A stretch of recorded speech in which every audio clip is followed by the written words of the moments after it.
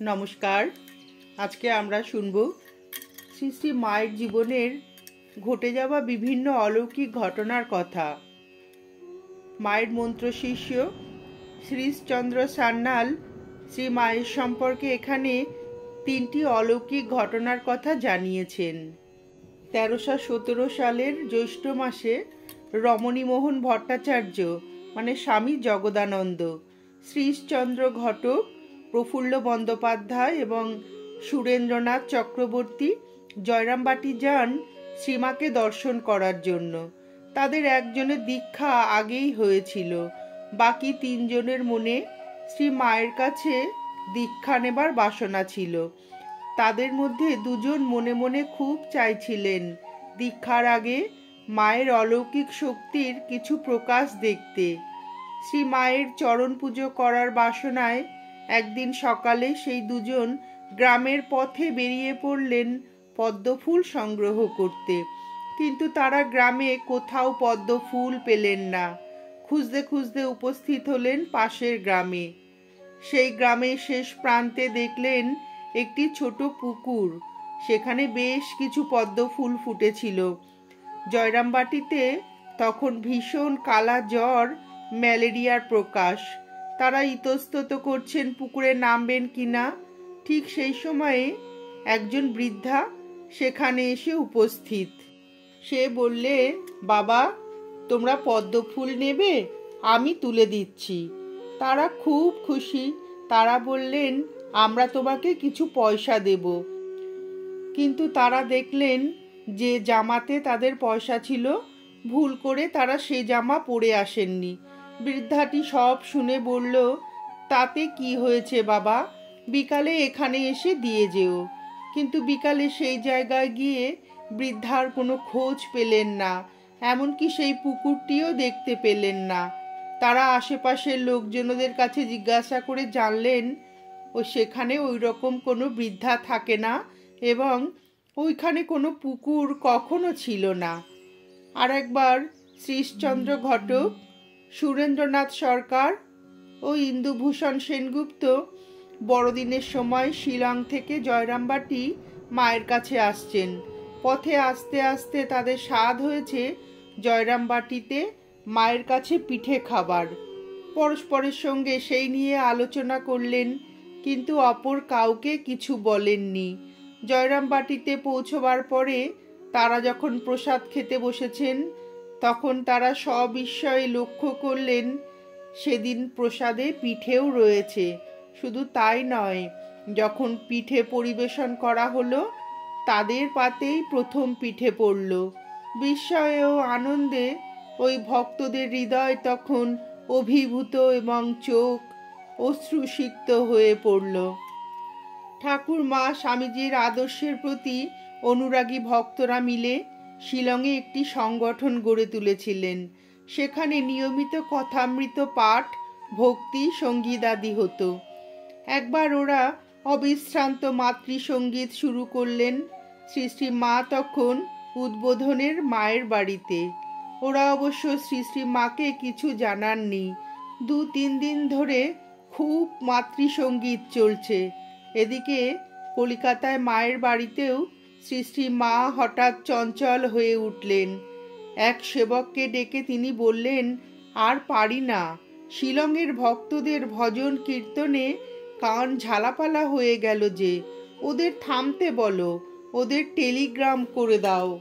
স্বামী বীরেশ্বরানন্দজি বললেন শ্রী শ্রী মায়ের আরেকটি অলৌকিক ঘটনার কথা। একবারের ঘটনা, সে ঘটনার আমি প্রত্যক্ষদর্শী। মহাসমাধির পরদিন মায়ের শরীর মঠে আনা হলো। এখন যেখানে তার মন্দির, সেখানেই তার স্থূল শরীর দাহ করা হলো। তখন কোনো ঘাট হয়নি, তবে ওখানে গঙ্গার পাড়টা নদীর দিকে ঢালু ছিল। যথা সময়ে চিতা সাজিয়ে আগুন দেওয়া হলো। চিতা জ্বলছে। ঠিক ওই সময় দেখা গেল গঙ্গার অপর তীরে প্রচণ্ড বৃষ্টি হচ্ছে। এমন বৃষ্টি যে ওপারের বাড়ি ঘর গাছপালা কিছুই দেখা যাচ্ছে না। বৃষ্টি গঙ্গার মাঝামাঝি পর্যন্ত এলো, কিন্তু ওই পর্যন্তই। এপারে তখন বেলুড় মঠে খটখটে রোদ, চিতা যথারীতি জ্বলতে লাগলো। কিছুক্ষণ পরে মায়ের দেহ সম্পূর্ণ দাহ হয়ে গেল। এবার চিতার আগুন নেভাতে হবে। সেখানে একজন ছিলেন, তিনি তান্ত্রিক। তিনি চেয়েছিলেন তান্ত্রিক বিধিতে আগুন নেভানো হোক। সেজন্য যেসব জিনিসের দরকার ছিল তা ওখানে ছিল না, তাই তিনি সেসব আনতে বাজারে গিয়েছিলেন। তার ফিরতে দেরি হচ্ছিল। স্বামী নির্মলানন্দ তুলসী মহারাজ অধৈর্য হয়ে বড় একটা কলসি নিয়ে গঙ্গা থেকে জল ভরে এনে শরৎ মহারাজকে, স্বামী শারদানন্দকে বললেন, আপনি জল ঢেলে চিতা নেভান, আমাদের আর অপেক্ষা করা ঠিক হবে না। শরৎ মহারাজ চিতায় জল ঢাললেন।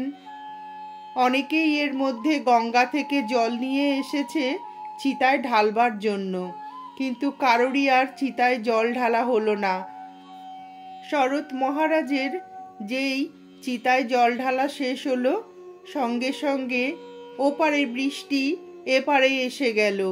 সে এমন জোর বৃষ্টি যে তাতেই তৎক্ষণাৎ চিতার আগুন সম্পূর্ণ নিভে গেল।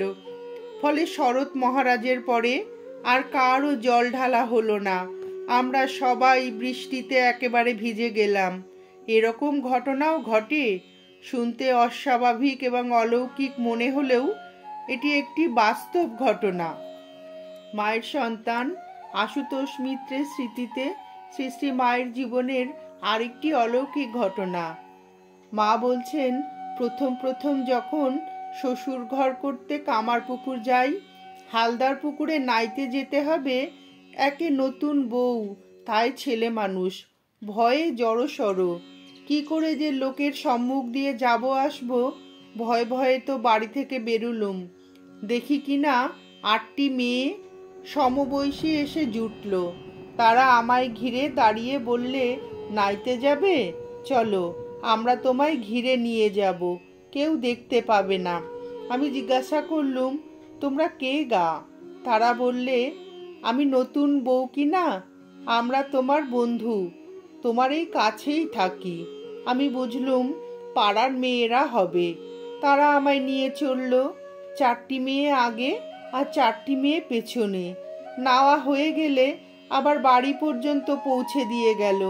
যাবার সময় বলে গেল, আমরা রোজ তোমায় খুঁজে সঙ্গে করে নিয়ে যাব, আবার রেখে যাব।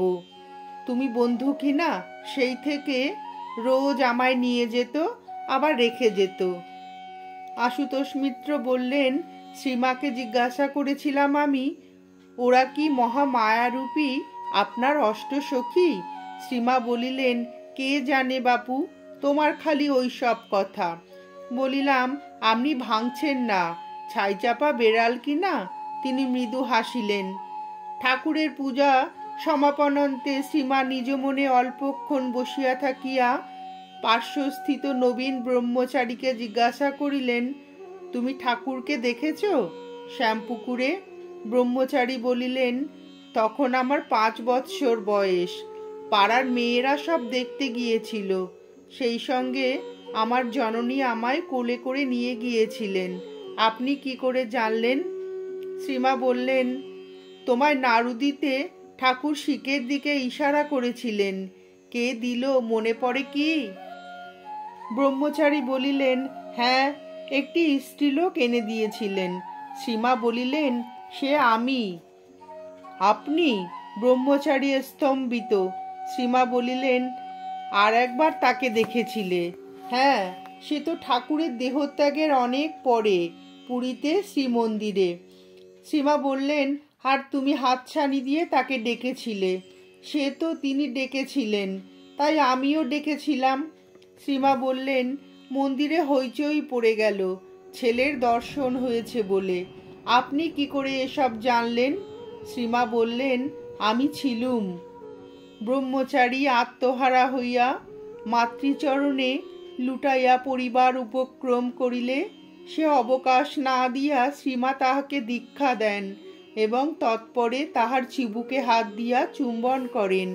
কয়েক বৎসর পরে আমরা ওই ঘটনার উল্লেখ করিয়া শ্রীমাকে জিজ্ঞাসা করিয়া জানিতে পারি যে তিনি দীক্ষার্থীকে দেখিয়া তাহার অতীত জীবন ও সঙ্গে সঙ্গে তাহার পক্ষে কল্যাণকর ইষ্টমন্ত্র দেখতে পাইয়া থাকেন। কুলুগুরুর নিকট দীক্ষিত একজনকে শ্রী শ্রী মা তাহার ইষ্টমন্ত্র উচ্চারণ করিয়া শুনাইতে বলিলেন। মায়ের আদেশ পালন করিবার সঙ্গে সঙ্গেই সে শ্রীমাকে অশেষ মহিমান্বিত শ্রী দুর্গা রূপে প্রত্যক্ষ করিয়া মায়ের শ্রীপদে আত্মসমর্পণ করিল। নমস্কার, আজ এ পর্যন্তই। আজ আমরা শ্রী শ্রী মায়ের ভক্ত সন্তানদের জীবনে মাকে নিয়ে ঘটে যাওয়া কিছু অলৌকিক ঘটনার কথা এখানে শুনলাম।